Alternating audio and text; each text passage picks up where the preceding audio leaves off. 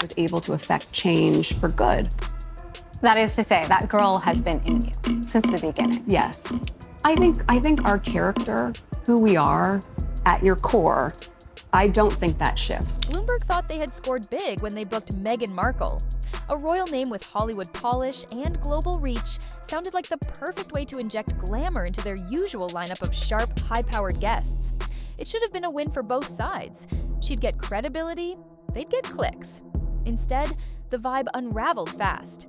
Meghan came in polished and poised, but once the conversation started, it was all surface and no substance. What was meant to feel groundbreaking ended up feeling like a bland PR exercise. Viewers tuned out, producers braced themselves, and the segment faded without impact. For a brand that thrives on insight and rigor, the whole thing felt like a very expensive miscalculation. Bloomberg isn't the kind of platform that plays around with celebrity hype. This is a brand that's built its reputation on hard data, serious interviews, and conversations that make global leaders lean in. Their guests are usually CEOs, policymakers, and innovators who have something tangible to add to the public conversation. Are you creating new knowledge? Are these models developing reasoning capabilities, right? Are you making progress in the intelligence of these models?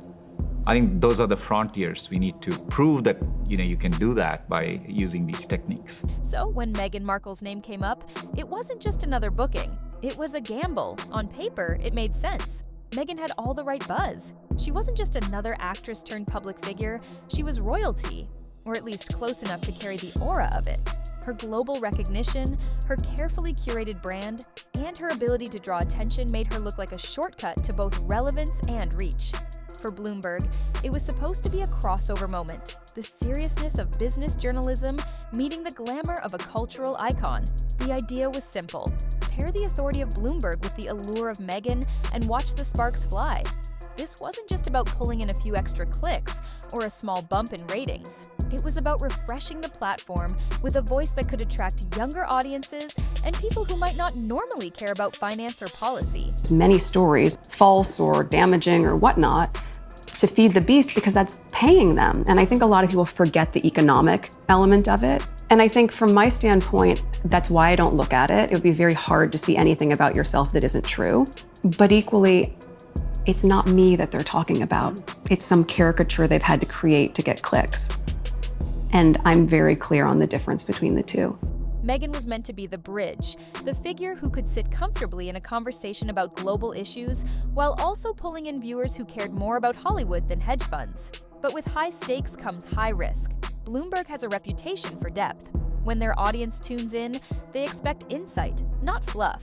The challenge with Meghan was always going to be whether she could deliver at that level.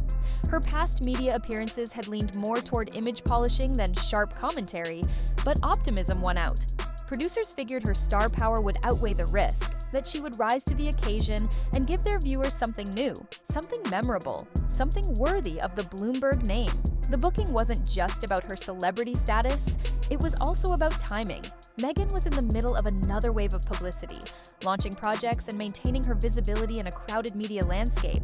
She was still a headline-generating machine, and in theory, putting her in front of Bloomberg's cameras would give both sides something valuable. For Meghan, it was a chance to shed the image of being defined by royal drama and step into the role of a thoughtful, modern voice with something to say about the world. For Bloomberg, it was an opportunity to show range without sacrificing credibility. From the outside, it looked like a strategic win. Meghan was supposed to walk in, charm the hosts, and deliver enough polished commentary to at least create buzzworthy clips. The kind of material that travels fast online, where sound bites can become headlines and generate attention far beyond Bloomberg's typical audience. The expectations were not just high, they were specific. The network wasn't hoping for light entertainment, they were betting on a star who could elevate their platform. Do you feel like you have to be perfect? Do you feel like you have to curate what you show us or be a more polished version of the Meghan that you are, like, just at home putting your feet up on the couch? I did feel that for a while. I felt a lot of pressure to, even though I wasn't seeing it, you could feel the energy of it. So you feel a lot of pressure to go, is this hair out of place? I bet it is, but I'm okay with it. Is someone gonna say something about anything? Probably. once you make peace with the fact that they're going to say something about anything, and that's a hard place to get. Bloomberg is a type of network that isn't afraid to challenge billionaires, press politicians on their numbers, or call out leaders when their narratives don't hold up. From Elon Musk to Jamie Dimon, from Jeff Bezos to Christine Lagarde, Bloomberg interviews are known for cutting through branding and forcing powerful figures to answer tough questions. That's the appeal for their loyal audience. Conversations that feel direct, unscripted, and grounded in facts. The typical Bloomberg viewer isn't looking for small talk or sugarcoating. They tune in because they want analysis, insight, and the kind of sharp dialogue that helps them understand where the world is headed. Whether it's a CEO discussing market shifts, a policymaker breaking down regulation, or a thought leader explaining cultural trends, the expectation is always the same. Bring value, bring clarity, and don't waste time. That's why Bloomberg stands apart from lifestyle outlets or celebrity-driven talk shows. Its brand lives and dies on credibility. This made the Meghan Markle booking stand out even more. She wasn't a business leader, she wasn't a policymaker, and she wasn't a subject matter expert. She was a celebrity with royal ties, someone whose fame had always been rooted in image and narrative more than data or decisions. To many inside Bloomberg, this was a noticeable departure from the norm. The audience they serve isn't necessarily obsessed with royal drama or Hollywood branding. They care about substance, and they expect guests who can keep up with Bloomberg's reputation for intellectual rigor. So why was Meghan booked at all? That decision traces back to leadership. Bloomberg's CEO, Michael Bloomberg, has always been strategic about positioning the brand as both elite and relevant. While he isn't directly making every guest decision, his ethos influences the network's moves. Stay sharp, but never be afraid to expand reach. The actual call likely came from senior editorial producers who saw Meghan as a chance to tap into a broader audience. To them, she was a wild card, a break from the usual rotation of financial heavyweights, someone who might bring in new eyeballs without sacrificing prestige. Inside the booking process, it's common for producers to weigh risk versus reward. The risk, of course, was that she might not deliver the kind of depth their viewers expect. But with her recent media buzz and ongoing relevance, the bet was made. Senior producers and executives likely convinced themselves that her appearance would echo the shockwaves of her past interviews, that Bloomberg could capture a slice of the same cultural energy Oprah had tapped into. To be a prince or a princess, not knowing what the gender would be, which would be different from protocol, and that he wasn't going to receive security. What? It was really hard. Look, I was really ashamed to. Once the cameras started rolling, the reality of Bloomberg's gamble showed itself fast. The studio had been set up for a big cultural moment, but what actually came out was flat. Meghan didn't bomb because she said something shocking, she bombed because she said almost nothing at all. The first thing people noticed was how vague everything sounded. Instead of digging into the questions with real opinions or sharp takes, she leaned on broad, polished phrases that could fit in any setting. It felt like she was running every answer through an internal filter, making sure it was brand safe, but also making sure it was empty. That might work in entertainment interviews, but Bloomberg's audience is trained to spot fluff, and they switch off the second they hear it. Then came the repetition. Meghan fell back on the same themes she's been using for years: challenges, being misunderstood, rising above negativity. These talking points might land in softer media spaces, but Bloomberg isn't built for personal rehashes. Viewers there want ideas, frameworks, something that helps them make sense of the world. Hearing the same recycled narrative didn't just feel irrelevant, it felt mismatched for the platform. The bigger issue was originality, or the lack of it. Bloomberg's interviews usually have a moment where a guest surprises you, either by dropping data, giving a strong opinion, or framing a problem in a new way. That never happened here. Every answer felt safe, packaged, and controlled, as if the main goal was to avoid making headlines instead of earning them. What should have been sharp commentary turned into generic lines that faded as soon as they were spoken. Tone only made things worse. Meghan delivered everything in the same calm, careful style, but it came across as overly managed instead of confident. There were no sparks of humor, no unscripted energy, no moments where the conversation felt alive. It was like watching a pre-recorded promo play out on live television. And when the vibe feels that stiff, even halfway decent content starts to sound dull. What Bloomberg really wanted was a pivot. They weren't expecting gossip or royal drama, they wanted her to engage with bigger themes. leadership, philanthropy, global influence. Those topics could have been a natural fit, but she didn't go there. Instead, she kept circling personal image building, and in doing so, missed the chance to connect with an audience that craves depth. Behind the scenes, this was brutal. Producers know within minutes if an interview has legs, meaning quotes that can turn into clips, headlines, or online buzz. With Meghan, there were none. The conversation produced no strong moments to highlight, nothing that could be replayed to show why she had been booked in the first place. By the time the segment wrapped, staffers knew they hadn't captured anything memorable. For Bloomberg's viewers, the letdown was obvious. People tuned in expecting a cultural figure to say something new, to show that she could hold her own in a space normally reserved for leaders and innovators. Instead, it felt like they were watching someone promote an image rather than contribute to a dialogue. That mismatch between what the platform delivers and what Meghan offered is exactly why the reaction hit so hard. Now, when the numbers came in, the reality was brutal. The data told a very different story. Viewership was flat, with no noticeable spike compared to average programming. The segment failed to capture the kind of audience boost Bloomberg had banked on. Instead of drawing in new viewers or holding the attention of existing ones, the episode blended into the background. For a booking this high profile, that's a disaster. Clips of the interview were another missed opportunity. Normally, when Bloomberg hosts a big guest, the network cuts short segments and pushes them across platforms: YouTube, Twitter, LinkedIn, and those clips get traction. But Meghan's content didn't circulate. People didn't share it, didn't comment on it, and didn't engage with it beyond the initial air date. Without organic buzz, the clips sank almost immediately. In the digital era, that kind of silence is damning. Rewatches were almost non-existent. For successful interviews, Bloomberg sees viewers return to restream clips, reanalyze quotes, and sometimes use them in business discussions or cultural debates. Meghan's interview had no replay value. Once people sat through it, there was nothing worth revisiting. That lack of stickiness made the investment look even worse. From a media business standpoint, this is where the real sting came in. Bloomberg had invested heavily in the booking: airtime, promotion, production resources. They had positioned Meghan as a headliner, expecting the return to outweigh the cost. Instead, they got the opposite. Metrics fell flat, and without measurable engagement, the appearance became a financial misstep. Here's the part that stings. If the guest had been Prince Harry instead of Meghan, the whole story might have looked different. Harry has a way of pulling people in, even those who don't like him. He's unpredictable, sometimes raw, and that makes audiences pay attention. People tune in because they know there's a chance he might say something unfiltered. He also has more lanes to work with. Harry can talk about military service, mental health, global charities, or even security issues. All of those topics connect with Bloomberg's serious, impact-driven vibe. Meghan stuck to polished sound bites. Harry could have delivered the kind of material that gets replayed and debated. Bloomberg wasn't the first platform to feel burned, and it probably won't be the last. That interview might have been the most obvious flop, but it's part of a longer pattern.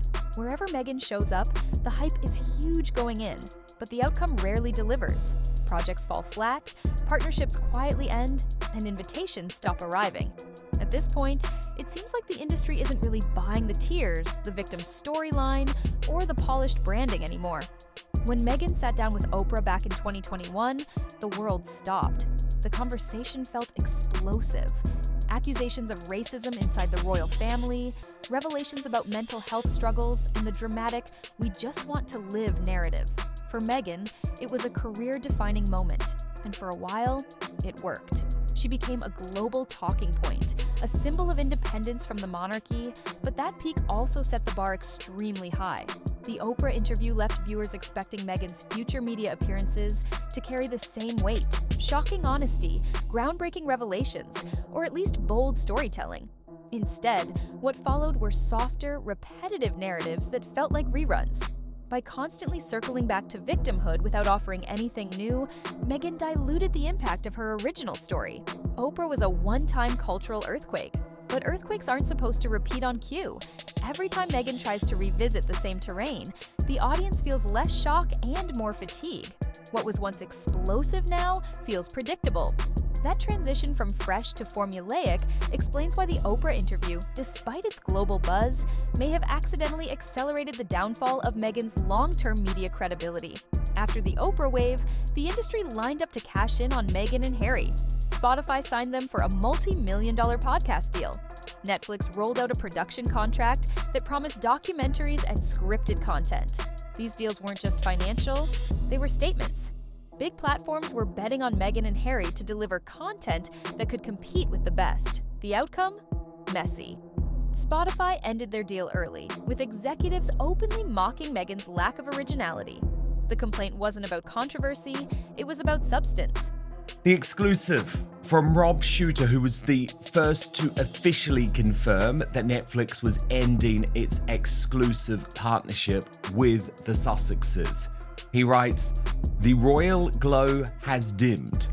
Meghan Markle's Netflix project With Love Meghan won't be getting a third season, sources confirm to Shooter Scoop.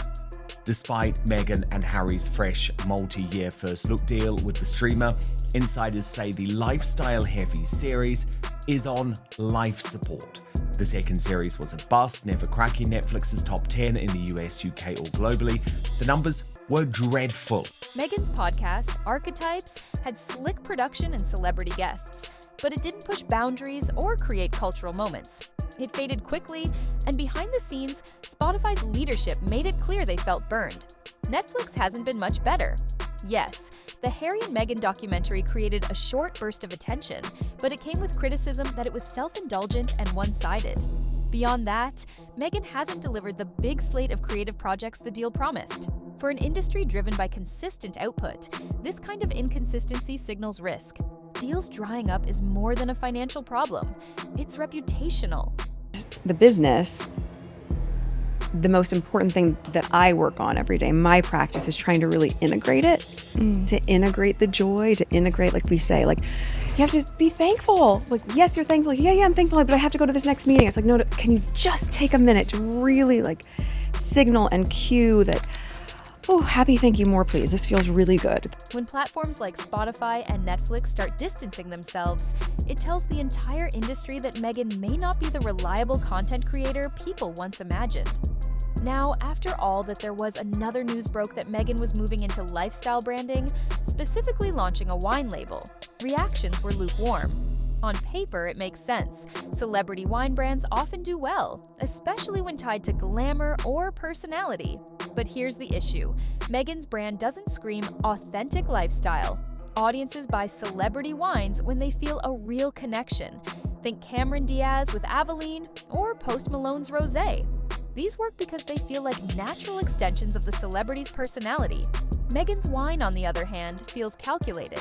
Instead of excitement, the announcement was met with eye rolls, with many seeing it as another attempt to monetize the royal name without offering anything fresh.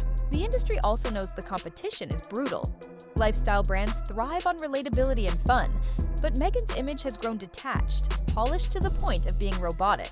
Selling wine isn't about elegance, it's about authenticity and playfulness. Without those elements, the business risks becoming another celebrity vanity project that fizzles out.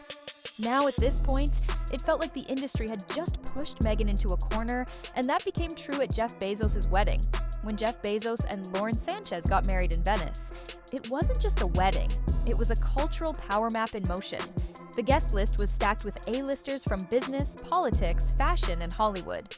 Think billionaires like Bill Gates, global royalty like Queen Rania of Jordan, entertainment icons such as Oprah Winfrey and Leonardo DiCaprio, and even pop culture magnates like the Kardashians. It was the kind of lineup that blends influence with celebrity, signaling exactly who sits at the top of today's social food chain. And Meghan Markle wasn't there. That absence was striking. A few years ago, her name alone, Duchess of Sussex, fresh escapee from the monarchy, Hollywood adjacent, might have been enough to guarantee her a place at the table. Not anymore. In high society, being included is a quiet stamp of relevance, and being excluded says just as much. The fact that reality TV stars, tech moguls, global leaders, and Hollywood elites all made the cut while Meghan and Harry didn't speak volumes. Her carefully crafted brand of victimhood and polish doesn't carry weight in circles where influence is measured by impact, not Instagram engagement. Missing out on an event this visible wasn't just a personal snub, it was a public sign that her status is slipping. Another telling detail comes from reports that Harry's team has been reaching out for reconciliation with the royal family, but without Meghan in the mix. This is significant. It shows a strategic shift in how the couple's public moves are being managed. When Harry acts alone, it signals to the royals and to the public that his motives might be more genuine, less entangled in branding. Meghan's absence, intentional or not, suggests that even within their partnership, there's an awareness that her presence complicates things. For the industry, this separation speaks volumes. If Harry is being positioned as the one who can re-engage with family and tradition, while Meghan is sidelined, it underlines how her image is increasingly seen as a liability. Platforms and institutions may be calculating that she brings more baggage than benefit. At the end of the day, Meghan Markle keeps walking into rooms with big hype and leaving them quieter than before. Audiences aren't buying the polished act, platforms aren't seeing the returns, and power players aren't rushing to stand beside her anymore. The more this cycle repeats, the clearer it becomes. Her brand isn't expanding, it's shrinking. She once symbolized disruption and possibility. Now, she risks being remembered not as the star who changed the game, but as the guest who drained the room. But what do you think of all this? Is Meghan finally paying the price for what she did to the royals, or is it just a string of bad choices catching up with her? Drop your thoughts in the comments, and don't forget to subscribe for more industry gossip like this one.